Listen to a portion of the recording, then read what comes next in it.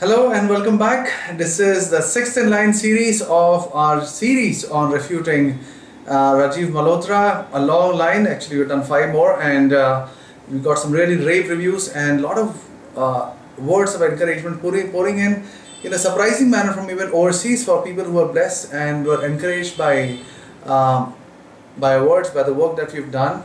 Because surprisingly so far nobody had made an attempt to respond, and I don't understand why. I don't understand why actually the work that was done by Rajiv Malhotra was not that profound or exemplary or scholarly in any manner, but we still thank God that he chose us for this work. By that I mean God. Alright, so I have here with me again my dear brother Jerry. Jerry, welcome to the show. Such a pleasure. And we're getting back to what we had promised the last time, and for those who are not aware, I would really encourage you to look up our past few episodes on answering Rajiv Malhotra. It's there in the playlist. You can look up our website and stuff. And for those who are not aware of what happened, just to give a brief antecedent of today's episode also, just some time back we had invited, like we were told by many of our friends, well-wishers and all that, about the work of of Rajiv Malhotra against Christianity, and they asked us to respond. So in a respectable manner as to what was expected for any sort of scholarly discussion, we called in, we wrote to Dr. Rajiv Malhotra, and he responded in an affirmative, and we were really surprised, since nobody does. And he did, and we were thankful about it, and we tried taking it ahead, but I guess after one or two emails he understood that we were not the typical pastors or preachers whom we can shout down or condescend upon, and he started rescinding on what he promised, and then the name calling started, then the personal attack started. And one of the surprising things that he said was that our work on yoga was very low level, and we asked low calibers, thank you.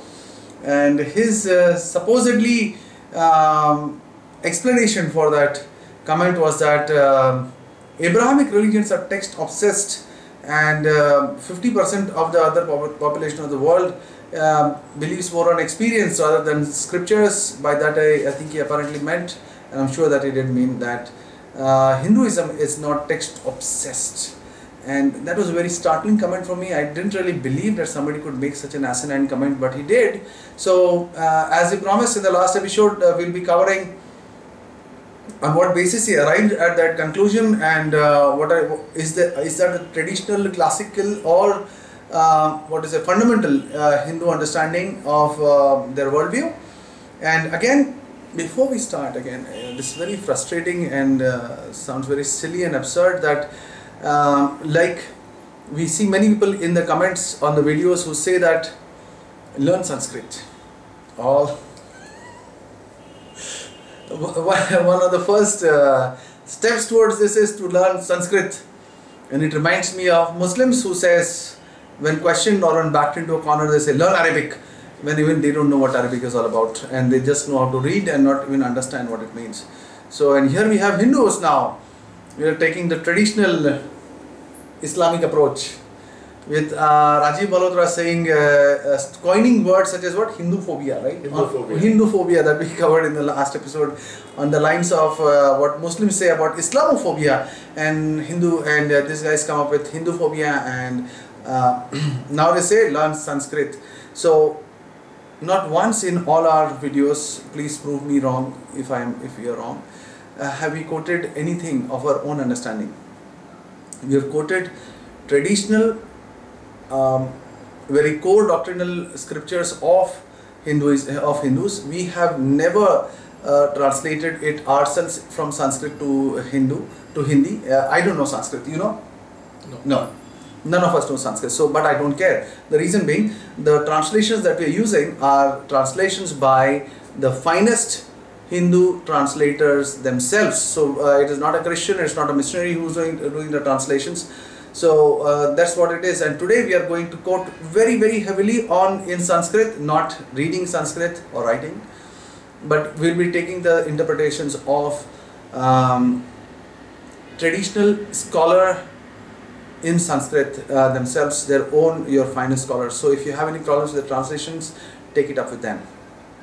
So brother, and okay, sorry, we have now divided episode 6 into 4 separate levels. We'll be looking at Hinduism, whether it is based on pramana or anubhava, which means whether it is based on evidence or scriptures, or it is based or is it based on experience.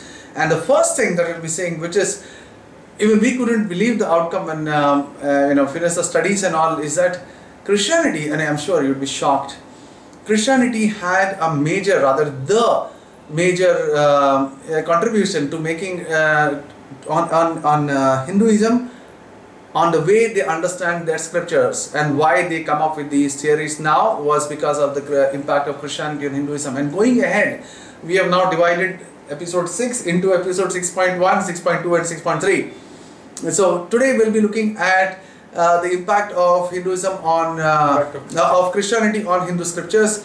We'll also be looking at how Christianity made Hinduism and the traditional Hindu understanding of what is the concept of God, and relooking and reinventing what is the concept of God. I know you're shocked, and you will be. Stay with us for the next episodes also. The doctrine of karma. In the Ready to Sakshi episode, I had covered in brief about the doctrine of karma, but it comes nowhere close to what Brother Jerry will be covering on the doctrine of karma, and how Christianity made Hindus relook at and even reject the doctrine of karma to a major extent.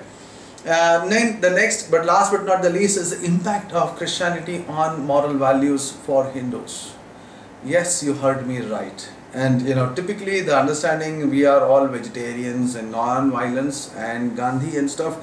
I've heard, and you have heard it too, but what is the fundamental and the core understanding of Hinduism is something that we'll be covering in the next episode of episode 6. So, so brother, where are we today? So, as Brother Naren mentioned, we will first look at the impact of Christianity on the authority of the Hindu scriptures. Yes. How, especially that this episode, impact of Christianity on the Hindu scriptures is actually the impact of Christianity in the 18th century. Yes. But in the next try to the 18th. The next episodes we will be impact of Christianity on the doctrine of Hindu concept of God. Is actually on the beginning, 3rd century, 2nd century, what the impact of Christianity when it initially came to India. Wow. How it has drastically changed. But let us look at the impact of Christianity on the authority of the Hindu scriptures. Excellent. And what Sri Rajiv Malhotra sir has said, that Hinduism is not text-based, or Abrahamic religions are text-obsessed. But before we begin looking into this thing, let us clarify that when we say that Christianity is text-based, yes, we are not ruling out experience at all. Yes, definitely. Experience has a role to play in the Christianity as well. Yes. But those experiences are not self-validating experiences. Yes. Those experiences should be within the framework of the scriptures. Yes. Correct. And also, when we say that it is text-based, we are not ruling out the epistemology, logics, evidence, experience, yes. All those things we are not ruling out. Yes. We are actually looking it within the part of it. Yes. And third, we are again not ruling out that the sources of knowledge, as an example for science and all, you should look into the world. In fact, world is a source for the knowledge of the science. Yes. And as I think in your episode, earlier episodes, episode, and as well as in your program on science, you have also mentioned this. Yes, because see, brother, that's very clear for those of you who are wondering. Primarily speaking, we look at the Bible as a record of how God has expressed Himself to His creation, whom He loved dearly, in a never-ending love. So the Bible is a record of how God has intervened in human history. The Bible is not a book of science. The Bible is a historical account of how God has intervened in history. So of course, if I have to learn science, I'll go to the books on science. I will not be going to the Bible to learn science, not because the Bible is scientifically inaccurate, but because the Bible is not a book of science. It will be as silly, as absurd as going to a book of calculus to understand what is geography of Earth all about. As stupid as that. Correct. Would you be saying that calculus is wrong or the book of algebra is wrong? No, that will be stupid. That's what it is. With the Bible, we are saying it's a book of theology, understanding God, Correct. not a book of science. Correct. So when we say, as you rightly put it, when we say the Bible as an authority, we say all the matters related to God, Yes. the fuller revelation of God, Yes. and matter related to our righteous living, Yes. the moral values, Hmm. that we derive it from the Holy Bible. Who is God? What is God? Correct. How He has expressed Himself? Correct. What He wants from us? What Correct. happens to us after we die? Correct. Yes, that's Those the are Bible. things. And when we say that the Hindus are text-based, we are exactly meaning the same way. Yeah. We are not ruling out the perception, we are not Yes. ruling at the other pramanas for the other matters of subject, Yes. other subjects. We are not saying that Hindus cannot, traditionally the Hindu did not have other sources of knowledge. Yes. But what we are saying is this, Yes. traditionally Yes. the Hindu for dharma and to understand the concept of Brahma, the God, Hmm. the understanding was based on the text. Right. Right. Right. That is what we are saying. Very true. And so that we will look at. And let us begin by saying why and what has it changed, the entire attitude. Yes. Where did it happen? So we will look Where at did the paradigm shift happen? paradigm shift happen. Absolutely. So as we said, we are looking in the same way when the Christian says that Bible is the word of God and you have to look at the infallible authority of the Bible. We say actually, say for example in Psalms 19, when it says the heavens declare the glory of the God and the firmament is handiwork. So in certain ways you can know something about God from the world itself. But the complete revelation of God, you have to come to the Bible. So again, when it comes to Romans chapter 1, there are certain things about God He's been revealed in the world itself, the world God has created. But if you want to know the complete truth of the God, you have to come back to the Word of God. That is the Bible. So we are speaking in exactly the same sense about the Hindu scriptures, that the Hindus had the same understanding before the 18th century when they had to encounter the Christian missionaries. And when we are saying it, we are not saying our words. Anandananda Rambachan, whom we have spoken about in the first episode. And if you remember correctly, if our viewers remember it correctly, Anandananda Rambachan was a student of Dayananda Saraswati, who was one of the foremost authoritative scholars on Vedanta, Advaita Vedanta especially, in the 20th century. And he is also a PhD scholar. He is qualified both in the traditional way and in the secular way.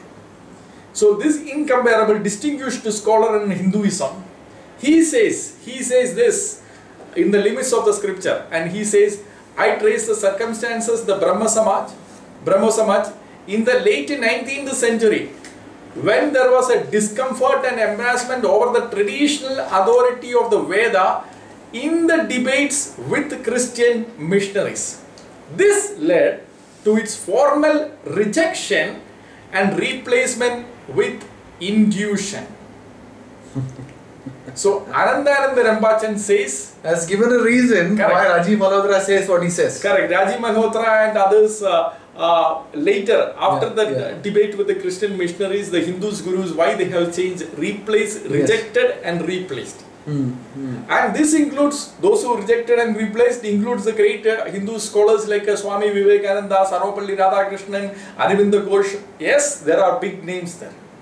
But the big names doesn't desist us from looking into the historical evidence. Yes, yes. In fact, Anandananda Rambachan has done a PhD research on this. And he is not a missionary. He is not a missionary, and his PhD research has come out as a monograph, and here is the book. So we will not be recycling the entire content of this book, but we will be very briefly summarizing. If you are interested, you yourself can buy a book and read it. In this book, what Anandananda Rambachan has done is, he has studied 18 commentaries of Adi Shankaracharya on the 18 Upanishads. And then from that he has proved, demonstrated very clearly, answering all the questions, that Adi Shankaracharya clearly believed that Vedas are the authoritative as far as the knowledge of the Brahma is concerned. They are the sole source of knowledge for the Brahma. Oh. So this was the traditional understanding of Adi Shankaracharya. We will not be looking at Adi Shankaracharya in detail because he has already covered it. What we will be doing is, we will be complementing the research of Anandananda Rambachan. We will be looking at very briefly about Adi Shankaracharya, but we will be also looking at other scholars. And we have divided not we have divided, we have used the traditional division of the scholars, these scholars that Hindus use. One is the Purva Mimamsa. Purva Mimamsa, for those of us who do not know, is actually the systematic study of the initial parts of the Vedic literature. When I say Vedic literature, those are actually the Rig Veda, Yajur Veda, Sama Veda, those kind of Vedas. So this is a systematic study of Purva Mimamsa is a systematic study of the initial parts of the Veda. We will be looking at this book, and we will be looking at the commentary of this book. Also, we will be looking at the Brahma Sutra. Brahma Sutra is the later study of the later portion of the Shruti literature or the Vedic literature. And the later portion we mean the Upanishads. This is a systematic, Brahma Sutra is a systematic study of the Upanishads. So we will be looking at it, and we will be looking at the three most important, the greatest acharyas in the later part of the study, that is Adi Shankaracharya, Ramanuja and Madhvacharya. And as you have rightly pointed out, none of these translations are ours. In fact, we have a very briefly we have given who are the translators. You can look up in the slide. They are the best known scholars and traditional Sanskrit scholars. If you do not know who Gangadhar Jha is, you please go and study it instead of writing in the comments that he is D.N. mistakenly thinking that he is D.N. Jha, who was a historian. That was a stupid comment by somebody. Correct. He misunderstood Pandit Gangadhar Jha as D.N. Jha. Yeah, who is a historian. Yes, who is a historian. And this is a Sanskrit scholar. So please look up before you make such comments. So these are all traditional Hindu scholars who have studied this. And just before we start investigating into it, Dr. Sarvapalli Radhakrishnan in the Indian philosophy, Volume 1, Introduction, page 59, he has spoken about the scholarly period of the Hinduism, and the scholars that he got are the scholars, the same scholars whom we are going to quote. And now before we go into investigating the look, let me add one more comment.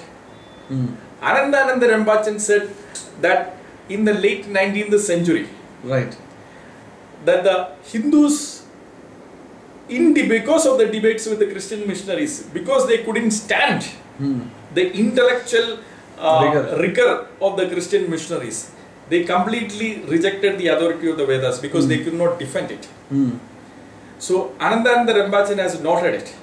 Ambedkar, who came after this period, before Anandananda Rambachan definitely, but after this period of the late 19th century, had recorded the mentality of the Hindus at that time. Wow. Okay. So Ambedkar, as you can see in the slide, Baba Sahib Ambedkar's complete works, volume 3, chapter 1, philosophy of Hinduism. In the philosophy of Hinduism, he said that whenever we start investigating about Hinduism, the Hindu is not prepared to face the inquiry. He either argues that the religion is of no importance, or he takes a shelter behind the view, fostered by the study of the comparative religion, that all religions are good. So the Hindu has lost the confidence in debate. Wow. Think about it. These were the people like Shankaracharya who were debating crisscross across the country. Now the modern day Hindu doesn't want to debate because he no longer has the confidence that he can win the debate. That is the reason actually. Okay, brother. Do you remember what was the subject that you proposed to Rajiv for the debate? Right, I vaguely remember, recollect. It was about the concept of God in Hinduism and Christianity. Exactly. If you would have, I'm sure, now looking at this quote by the great intellect Baba Sahib Ambedkar, if we would have challenged you for a debate, Mr. Malhotra, on concept of God in Christianity, he would have come. Correct. And also some other political topics he would have jumped into that. Yes. But when it is actually a religious topic on Hinduism and Christianity together, yes, on Hinduism actually it shocks him. Yes, he is always prepared. If you look at it, brother, he is always prepared for doing a unilateral talk, on a big pulpit, on how the diaspora of Hinduism has been hijacked by XYZ, Correct. and the Indian administrative services infiltrated by colonialism and all those big words. He's all okay with it. Correct. But ask him for a two-way discussion, he absconds, and that's exactly what he did. And here is Dr. Ambedkar also saying that, and Hindu is not prepared to face the inquiry. Hindu is not prepared. That's why we have Muslims who may agree to come for a debate, but a Hindu would never do. And those who are not aware, look at the comment section where we put down the entire email chain with Dr. Malhotra. And for, if I may add, brother, one more thing. That is, for those of you who have heard of the lesser known Agniveer, who is trying to make a name for himself. Money also. And money also by selling books and asking for donations, that if you give me this much, I'll do that much for you and stuff. And if you give me 1 crore or something, I'll come and visit you and stuff like that. So all those things they have started. So over them, there also we challenged them for a debate. And after the first email, he ran away. So surprising actually, just like been such a long time, and it still stands the truth. Correct. And Ambedkar, Baba Sahib Ambedkar goes on to say that when a Hindu says that religion is of no importance to him, you can read the entire comment in the text. It is very surprising. It is very strange, because from birth, the time that you are born, how you should cut your hair, how you should eat your fast food, what vegetables you should buy from the market, what vegetables not to buy, all are regulated for a Hindu by his religion, and he says that the Hindu religion is of no Everything, importance. what occupation he can take, what woman he can marry, Correct. Whom he should dine with, what food he should eat, how the naming of the child should happen. Okay, even when he shall indulge in his sexual impulses, when the person dies, what to do with it, everything is dictated, how to pray, how many times to pray, what to cover, what not to cover. There is no act of the Hindu which is not covered by or ordained by religion. And then Dr. Ambedkar says, it seems strange that the educated Hindu should come and look upon it as though it's a matter of indifference. Correct. So well said. Correct. So it is not a matter of indifference, it is actually a matter of lack of confidence because of the defeat that you had at the hand of the Christian intellectuals. Yes, yes. So yes. now we will add on, we will complement the research of Anandananda Rambachan, and we will prove from the earliest scriptures, the scriptures that we have quoted, the text that we have quoted, that the Hindus until the 18th century consider the text in the same way as the Christian would consider his scripture. So let us begin to look at it. And for those of you who write down in the script, in the comments, and those of you who feel that Ambedkar was very critical about Christianity also, Brother Jerry has written an excellent article on Ambedkar, Dr. Ambedkar, I'm sorry, with due respect to him, was really a friend of the Christians, and how he was not averse to being Hindus being converted, or even the other people getting converted to Christianity. And we have actually quoted his books on that, and then you decide on what it is all about. So you can see the link on the screen, and it's also there in the comment section. Of course. Just to add one word to that, yes. Baba Sahib Ambedkar himself described as a friend of Christian. That is his own words, that he described himself as a friend of Christian. And he said, my critique or my criticism, if there are few of Christianity, is as of a friend. And we take it as a friend. Yes. We actually accept his advice as a friend, and we also critique him back as a friend. Yes. So that leaving apart that apart, let us return to the topic. Whether the Hindus until the 18th century if I can quote the Bible over here, this is beautiful. It's in the book of Proverbs. I don't remember the verse. I'm putting it on the screen. You can read it. The Bible says it very clearly that when a friend criticizes you, he still has his good on your mind. But when an enemy puts his hand around your shoulders, the Bible says, watch out. So Dr. Ambedkar for Christianity is that friend who speaks, who may criticize as a friend, and we love him for that. So, thank you, brother, for adding that, and we will start looking at the Hindu scriptures. As I said, we will first look at the Purva Mimamsa. Purva Mimamsa, the original text, not the commentary. So, the Purva Mimamsa, you will see, as you will see in the first pada, it speaks about the definition of dharma, how dharma should be defined, which is very reasonable, how dharma should be. Now in the Purva Paksha, I am paraphrasing it, you can read the actual verbatim quote in the screen. in the Purva Paksha says Dharma cannot be defined because we do not have the means of knowing the Dharma. And Purva Paksha actually means This is the opponent's view. Opponent's view. All right. Opponent's All view. right. Okay. Okay. Purva Paksha is the objection or the opponent's view. Okay. And the Siddhanta is actually the doctrine of the guy who is actually responding to it. Okay. So, the Purva Paksha person says that there cannot be a definition because we cannot know what is Dharma. Now, in response to this argument of the Purva Paksha, the Purva Mimamsa guy goes on, the person goes on to say, the scholar goes on to say, in answer to this, the final conclusion is, Dharma can be defined, I am again paraphrasing, Dharma can be defined as those which are desirable, those which are given as an instructions from the Veda, whatever Veda instructs, those are the Dharma. You can read the verbatim quote in the text, in the screen. So what Veda says is what Dharma is. Yes. And he says that it is a soul means, soul, not the word, underline the word soul. Not one of the means. Correct, not one of the means. The only means. The only means of knowing Dharma. So as far as Dharma, religious duty is concerned, the Purva Mimamsa is very clear. Very clear, crystal clear. He has no doubts about it. Right. Now, again, the Purva Mimamsa doesn't leave at that.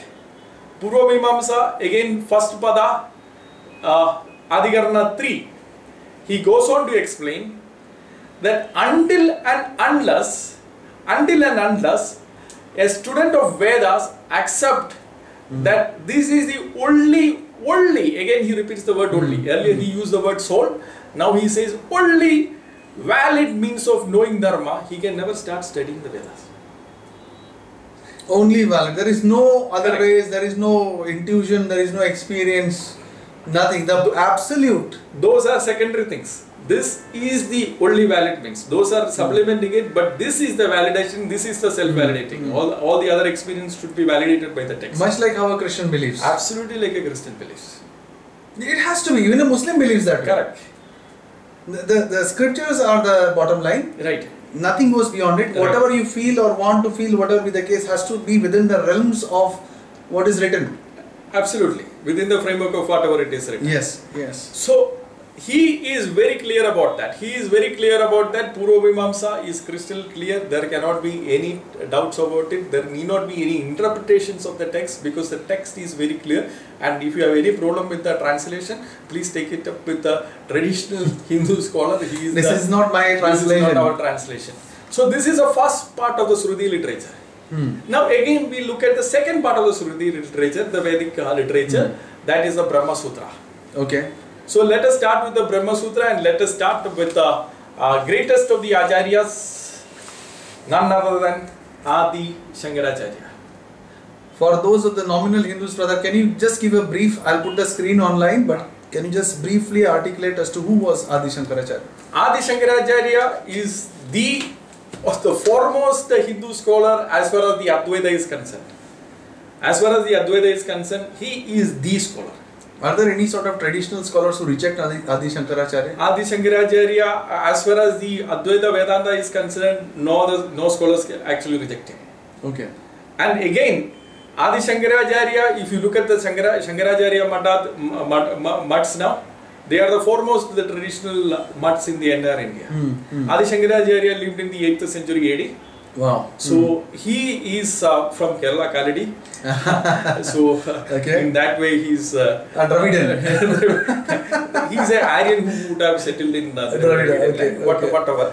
But Adi Shankaracharya is the foremost scholar. So we are looking at the commentary of Adi Shankaracharya on the Brahma Sutra.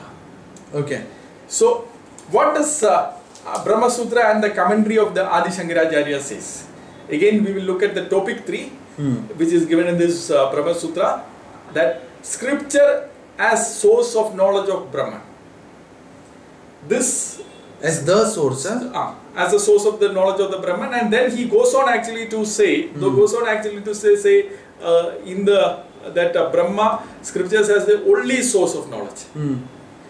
He says in this third slide on this Brahma Sutra Bhashya, you can see. Brahman is not known from any other source. since scriptures are the valid means. The valid means of its Not one of the valid means, the. That's the the article. Correct. As far as the Brahma knowledge is concerned, Yes. he's also clear on that. Yes. As much as we are clear on this To know more about the Lord, Bible. Bible. Yes. So he is also speaking in the same tune. Yeah, nothing wrong with Nothing wrong in that. Whether that is valid or not, it is a different question. Yeah. But whether he is consistent and whether he is reasonable, he is reasonable, unlike the modern day Hindu. Yes. Okay. Again, we will not be spending much time on Adi Shankaracharya because, as I said, Anandananda Rambhajan has done a tremendous work. No need to rephrase it. No need to. It's not a very big book. It's not a very. It's hardly a couple of 100 pages. Yeah, it's hardly like 150 odd pages. If you're really interested, please buy it up. No, not 150 odd pages. Right. Please buy it and go through it. But it is an intensively well researched book and well documented with all the references. Please, those who are interested in learning about Adi Shankaracharya's view, you may please buy that. We are not selling, we are not getting any commission out of it, but this is out of scholarly interest. Right. Again, not only Adi Shankaracharya, we said we will also look at Sri Ramanuja, Brahma Sutra commentary of Ramanuja. We will again show one piece of evidence. Brahma Sutra commentary in Pada 1.1.3, again the topic 3, Brahma known only through the scriptures. Wow. And look at how actually he writes about it. Ramanuja actually quotes the Upanishads, and he says, I ask you of that being, that's a quote, I ask you of that being who is to be known only from the Upanishads. He gives the reference and he goes on to explain where the word only, now he himself is explaining, shows that it cannot be known by any other means of knowledge except the Upanishads. Wow. There is no ambiguity. It's absolutely clear.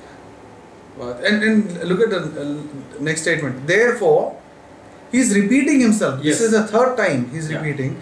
Therefore, the scriptures alone are authority with respect to Brahman, and we have to admit that this time 3.1 does define Brahman. So it's all back to the books. Text obsession. Yes.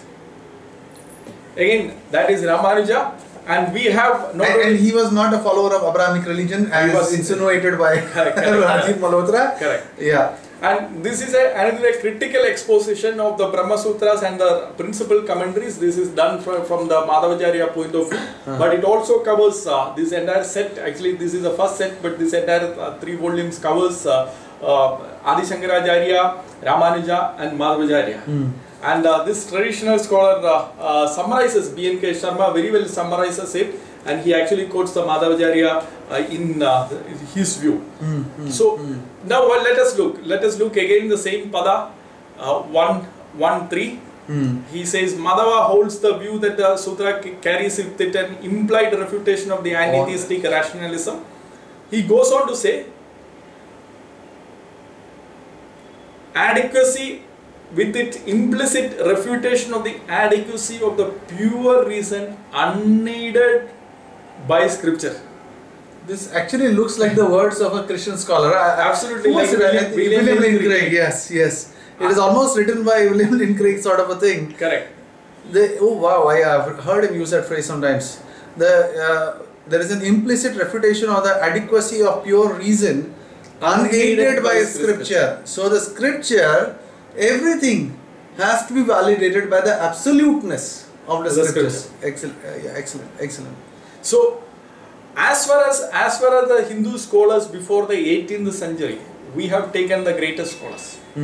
We have not taken ordinary cherry picking examples, one marginal scholar from here, one scholar from here, like how Rajiv Malhotra does for Christianity, and somebody who is not even a Christian, he calls him as a Christian. We have taken the greatest scholars. You cannot have refutation. You cannot deny that these are the greatest scholars, and we have done the best of the translators. We have taken, not done. Yeah, we have not done. We have taken the best of the translators. We have done our best to take from the best of the translators.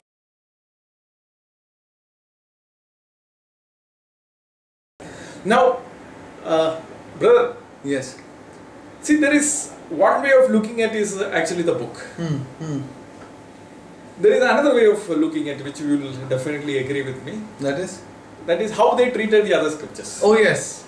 Oh yes. Yeah, because see, oh, that's a beautiful thing, because we see very frequently that, we see these people in the comments on the new Hinduism. Correct. People saying that Hinduism embraces Buddhism, Jainism, embraces Christianity, embraces Islam. Even atheists we don't see anything different from them. Correct. They are all there. Correct. They are all inclusive. They are all inclusive. It's an all-inclusive religion. They don't exclude anybody. They don't. Yeah. So yeah, we keep hearing that. Correct. That will be great. So please go ahead. So another way of looking whether they consider the scripture was they were exclusive or not. If they were exclusive, if they were taking that scripture as a Christian would take, they will exclude everything actually that contradicts the scripture.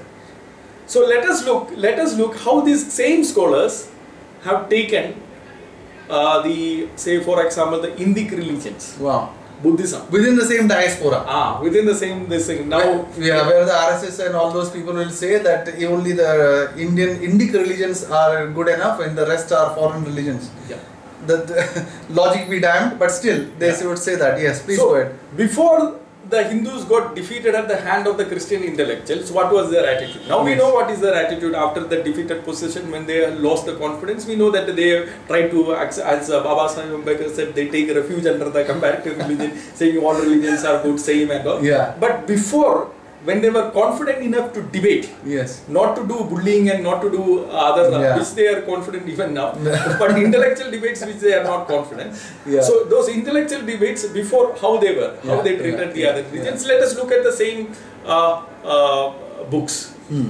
Again, we start with the first part, Purva Mimamsa. Excellent. The initial this thing, and Purva Mimamsa. This comes to the third pada, and very clearly the title itself says no authority belongs to the non-Vedic scriptures, and it says the Siddhanta in that is, as much as these scriptures are acknowledged to have been the work of the human authors, they cannot be accepted to be possessed of infallible authority. And he is speaking about the Buddhist scriptures, because the Purva Paksha just before that had spoken that non-Vedic scriptures such as of Buddha and others should be accepted by the same reason.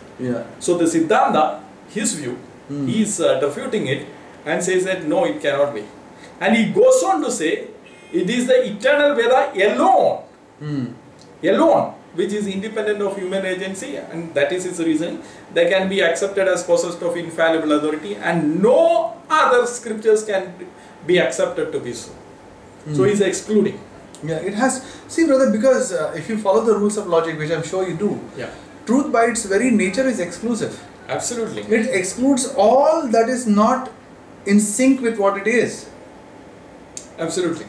So that's about it. So there is no harm, there is nothing wrong in exclusivism, because that is what truth is all about. So if you are searching for the truth, it is exclusive by nature.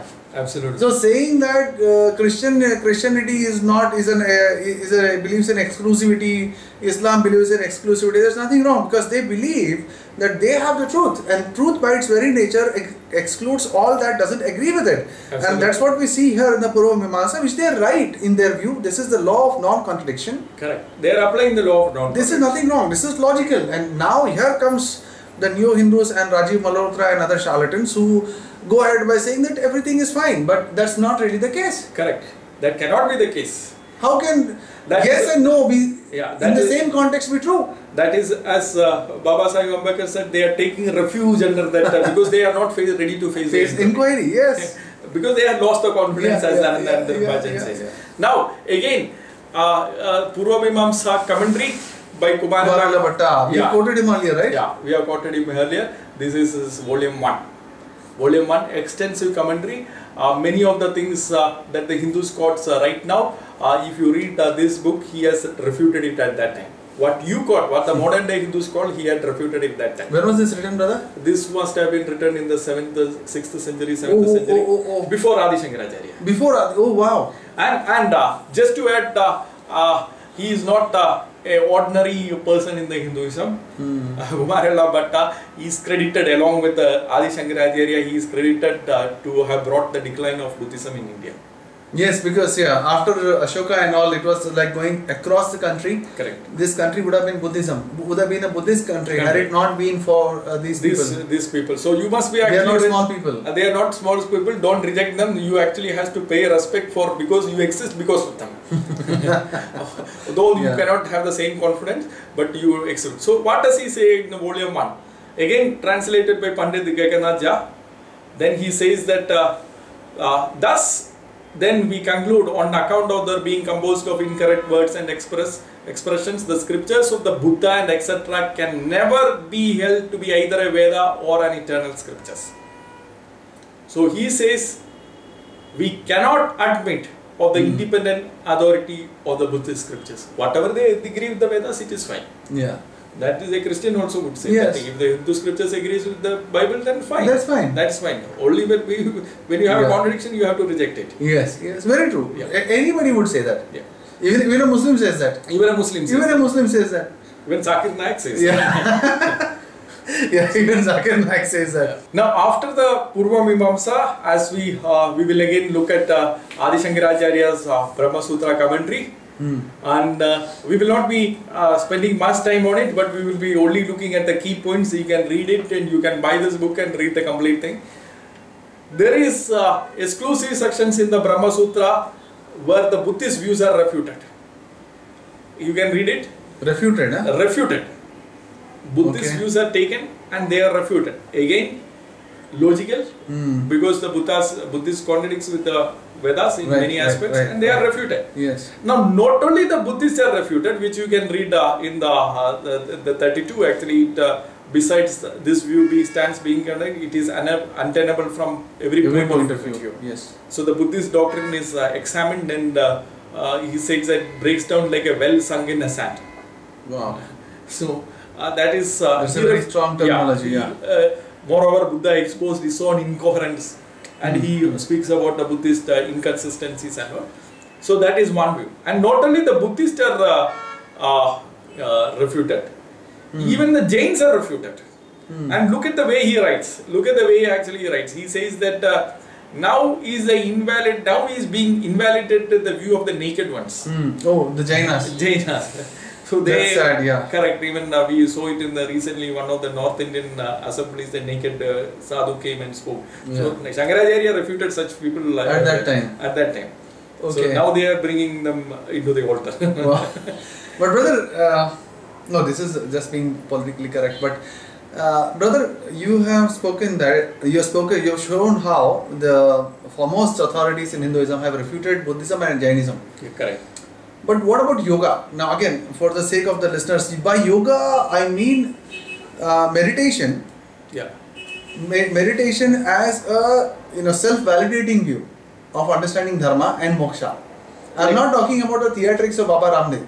Not like this. No. No. Not the asana part. No, not the asana. I'm talking about the core, Patanjali yoga, which spoke about meditation. Correct. What would you say about that? It's very good that actually you raised this question on yoga. Yoga as a means of attaining the salvation, meditation, and then attaining the salvation. In fact, this also has been covered in the Brahma Sutra. Oh, really? Yeah, this has been covered as a separate topic. And it's very interesting. It's very interesting because we will have to remember when we check this, we will have to remember the comments that Sri Rajiv Malhotra sir had given about our own yoga video. So let us look at the Brahma Sutra again. Shankaracharya's view refutation. There is a topic too, is the refutation of yoga. Oh, it's an topic. Yeah, it's a not just 2 paragraphs. Not just 2 paragraphs. He actually spends time in refuting yoga. Adi Shankaracharya and the Brahma Sutra writer and the commentary, they spend time. What did he have against yoga? So he will accept yoga part, meditation part and all, as long as it is within the framework of the... It has to be. Correct. And we agree with it, right? Correct. As long as somebody is something is within the framework, he is okay with of the scriptures. Of the scriptures. But when it goes outside and claims an independent, self-validating authority, he rejects it and he refutes it. So he refutes it, and you can see it in the screen that yoga is being refuted. You can buy the book and read it also. And now you will have to actually see how he refutes it. he refutes it by quoting Upanishads, say Kada Upanishads, he quote that holding of the senses and Didn't you also use correct, it in the yoga video? Correct. For those of you who missed it, what is yoga all about? Is it what Baba Ramdev teaches, or Modi teaches, or anybody else teaches? What is the classical view on Hinduism? Again, you should see that video. You can see the view link on the screen and in the comment section below. And Shankaracharya, here when he refutes the yoga, he quotes the Upanishads. And when we quoted it, Sri Rajiv Malhotra sir came back saying that you are low caliber. Low caliber. It's the low caliber video. Low caliber text obsessed. So was he calling Mr. Malhotra? Were you calling Mr. Were you calling Sri Adi Shankaracharya low caliber person intellect? Really? Was he also text obsessed? Yes, he was text obsessed in the same way we were text obsessed. That is why he is quoting and refuting the yoga. Yes. So again, you can see the yoga being refuted, applying the same methodology that we applied. Yeah. And has he used this? I think he must have used the same. Has he used any of the quotes? Correct. Many of the quotes are similar. That you have used? Of course, because Kada Upanishad and all, exactly the way he describes that the three upper parts should remain the straight and all, he actually quotes the same text because it's the same text. Yeah. When we are using the we are not text, making our own text. We are making our own, not making our own text. We are not making as the experiences goes and all. Yeah. So you can actually see there is a lot and lots of, you can see actually almost pages and pages he actually spends on refuting it. So even yoga as an independent way of knowing the truth, that has been refuted by the foremost scholars of Hinduism. By the foremost scholars of the Hinduism. And I will have to add this one here. When they refuted the yoga, the contempt was mutual. Yoga also rejected the seriously, especially the Hatha Yoga. When it comes to the 10th century Hatha Yoga and all, they have completely had the same contempt. They had rejected the Vedas and the Shastras. Really? Yeah. So the Hinduism, the same sects were at each other's necks.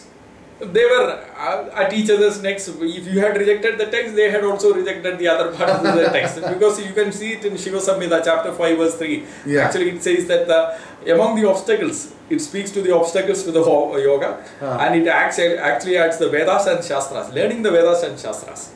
Learning is actually not the word there. Actually, the Vedas and Shastras, learning is an addition by the translator, and he kept it in italics. Yeah. But Vedas and Shastras, Shiva Samhita calls as an obstacles. And then Hatha Yoga Pradipika, chapter 4, says Vedas and Shastras are like ordinary public women. When they say ordinary public women, we know the meaning. Yeah. It's like calling them prostitutes. Yeah. Then they say that, but their method is far better. So the contempt was mutual. Unlike the modern day Hindu is very interesting. Okay. Yeah. Just the contempt was mutual. Just like say the Christian would actually reject the yoga, say that this is not in sync. Yeah. It's not agreeing with what we learn. Just like the Hindu acharyas rejected the yoga. Yeah. So the Vedas rejected yoga. Correct. And the Hindus don't have a problem. Nowadays, that is. Correct. These days they accept everything because they cannot go back to the text. Yeah. Because they have lost the confidence of going back to the text. Because the moment they go back to the text, they know that the Hindu Christian intellectuals are there. They cannot face them. Yes. So. But brother, there's this one thought that comes up. The Vedas reject yoga, they reject intuition, and the people who believe in such an intuition, where nothing is absolute, they reject the Vedas. What is the base consequence that you see of such a rejection? If I understood correctly, let me paraphrase it. Okay. Like you are asking, after the 18th century, the Hindu scholars themselves have yes, that's what he said earlier. Correct. So before that, they were accepting. After 18, they changed. They had a paradigm shift, as you rightly faced it. They had the paradigm shift, and what is the consequence? What is the consequence of that? Yeah. So it's very easy to look at the consequence of it. Let us take the most important person of the Neo-Hinduism, Vivekananda. Swami Vivekananda. Okay.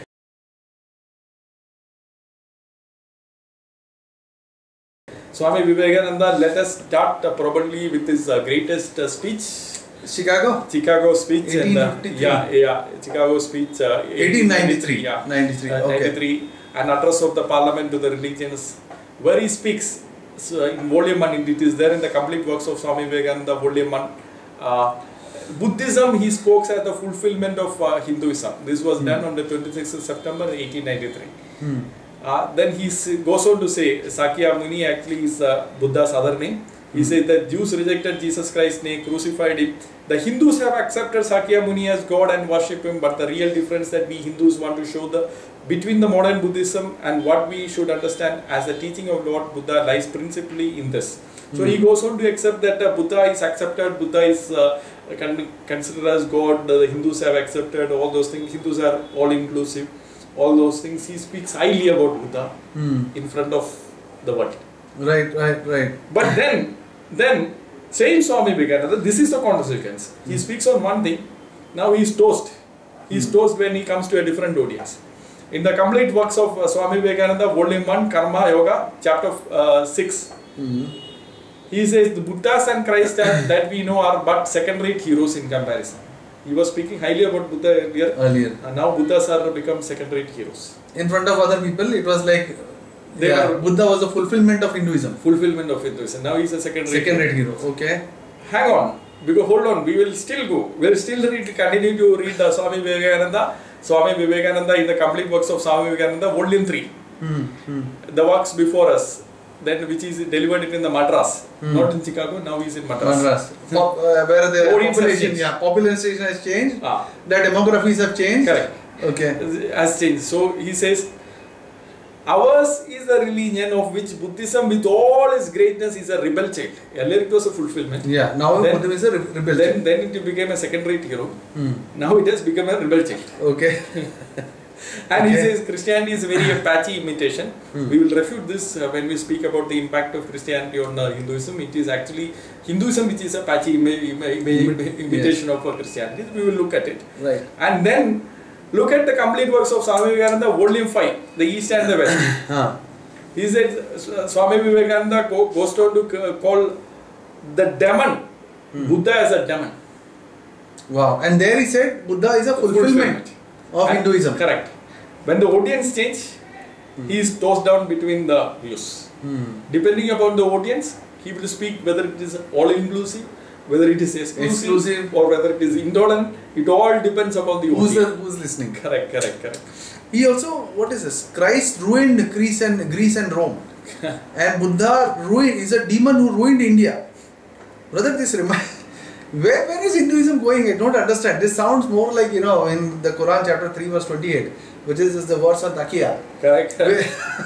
Which allows a Muslim to lie based on the circumstances. Correct. And this is exactly what these people are doing. Correct. Just like the Prophet of Islam, Muhammad, he cooked up verses of the Quran depending on the circumstances, who is listening and the circumstances. These people have also started doing the same thing. This is where you end up when you don't have a base, when you don't have a strong foundation. So you answered my question as to what happens when you reject the absolutes. Right. Brother, it's strange, but I remember a verse in the book of Ephesians in the Holy Bible, chapter 4 verse 14. It's a very beautiful verse that I'll just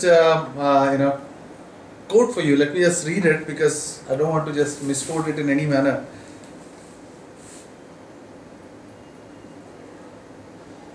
And here, 4 verse 14, then we will no longer be infants, look at this, then we'll no longer be like children, infants, tossed back and forth by the waves and blown here and there by every wind of teaching, and by the cunning and craftiness of people in their deceitful scheming.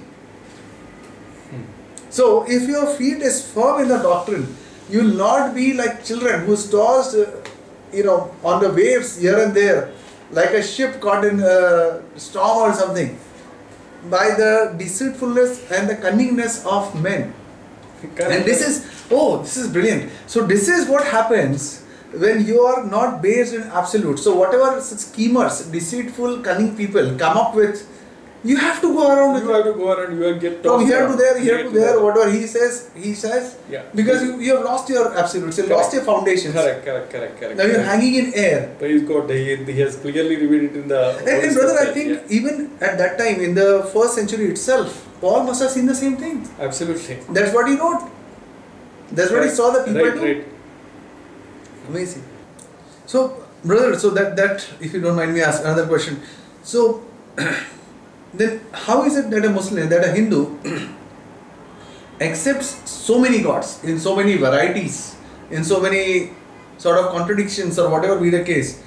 How does that happen? What is the consequence of that?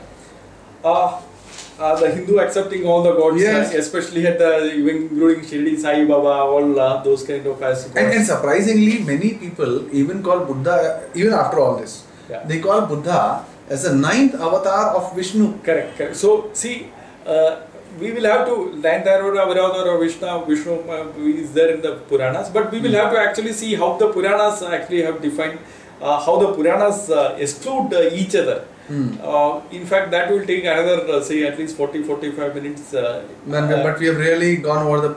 Okay, so let's close for this time. Maybe we'll cover it later on. After we cover the impact of say Christianity. Now today we have only covered Impact of Christianity on the scriptures. authority of the Hindu scriptures. Yes. But more interesting is the episodes to come, that impact of Christianity on the concept of Hindu God, And impact moral of values. and the karma, the theory of the karma. Yes. So once we cover this, we will one Get a episode complete because picture, yes. we'll look at the Rajiv Malhotra's and the others neo-Hindu claims on being inclusive. Yes. And then we will look at how they have excluded their gods and what has changed that time. Wow. Alright, so let's call it a day and don't miss it. I really hope, I'm sure about it. I don't need to hope. I'm sure about it that you loved what you have heard. It must be an eye-opener as much as it was for me.